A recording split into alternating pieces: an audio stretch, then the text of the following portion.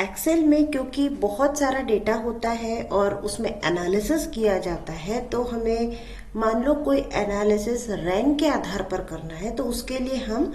Top और bottom rules का use करते हैं। अभी आज हम देखेंगे कि किस तरह कंडीशनल फॉर्मेटिंग के टॉप और बॉटम रूल्स के हेल्प से हम एनालिसिस को बहुत आसान कर सकते हैं। अगर ये तो मेरे पास बहुत छोटा डेटा सेट है, 15 लोगों का डेटा सेट है, पर अगर मेरे पास हजारों लाखों की संख्या में डेटा है और उसमें अगर मुझे टॉप 10 लोगों की वैल्यूज जाननी है, टॉप 10 का वैल्यू जानना है, तो उसके लिए हमें क्या करना होगा, हमें सिंपली इस डेटा को सिलेक्ट करना है और स्टाइल्स ग्रुप में कंडीशनल फॉर्मेटिंग में जाकर टॉप बॉटम रूल्स का यूज करना है। मान लो मुझे टॉप 10 आइटम्स चाहिए तो मैं उसे सिलेक्ट करूंगी और मुझे मान लो उसका कलर ग्रीन चाहिए, मैं उसे ग्रीन फिल कर दूंगी एंड ओके प्रेस करूंगी। तो यहाँ पर मुझे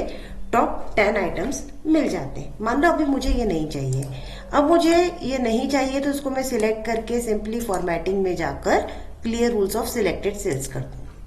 अब मुझे टॉप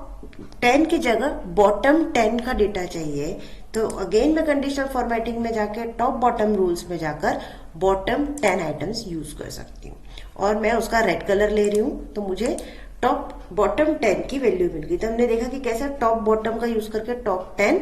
और बॉटम 10 की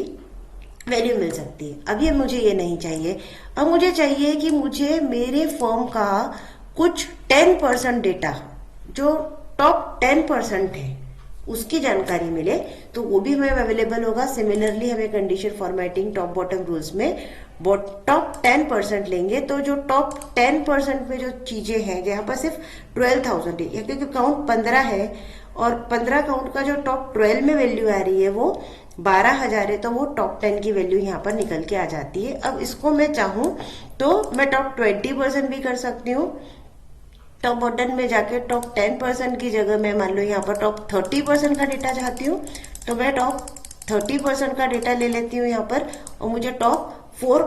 नंबर्स निकल के आए कि 30% डेटा के वैल्यू ये है। इसी तरह हम टॉप की जगह बॉटम 10% और बॉटम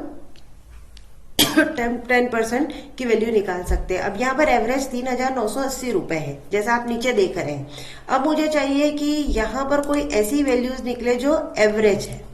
तो मैं अभी पहले रूल्स को क्लियर कर देती हूँ और अब मुझे यहाँ पर इस रूल्स को सिलेक्ट करके ये निकालना है कि फॉर्म में मेरे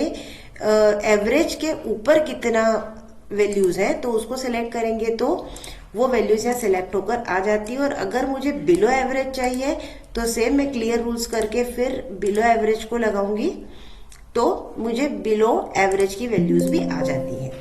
अभी मुझे ये कुछ भी वैल्यू नहीं चाहिए और मुझे मेरे हिसाब से कोई रूल बनाना है, तो अभी मैं क्लियर कर रही हूँ और मुझे चाहिए कि सिर्फ टॉप 2 वैल्यूज मेरे सामने आए, तो उसको मैं सिलेक्ट करूंगी इन सभी को और सिलेक्ट करने के बाद मैं कंडीशनल फॉर्मेटिंग में टॉप बॉटम रूल्स में मोर रूल्स में जाऊंगी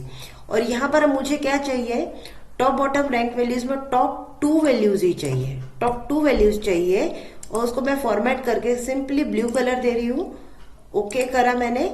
और ओके किया है ये, तो मुझे टॉप 2 वैल्यूज यहाँ पर निकल के आ जाती है। इसी तरह आप अलग अलग अपना फॉर्मेटिंग भी यूज कर सकते हैं या यहाँ पर दिए टॉप बॉटम रैंकिंग का फॉर्मेटिंग करके आप टॉप बॉटम रूल से कंडीशनल फॉर्मेटिंग कर सकते हैं। अगर आपको और फॉर्मेटिंग कंडीशनल फॉर्मेटिंग करना है तो मेरे नंबर पे, टेक्स्ट पे, डेट पे, आइकन पे और कलर स्केल्स पर वीडियो मैंने ऑलरेडी मेरे चैनल में अपलोड करके रखे हुए हैं। फॉर्मेटिंग का एक नॉर्मल वीडियो भी मेरा अपलोड किया हुआ है, आप उसे भी देख सकते हैं। अगर आपको ये वीडियो पसंद आया है तो इसे लाइक और सब्सक्राइब करें।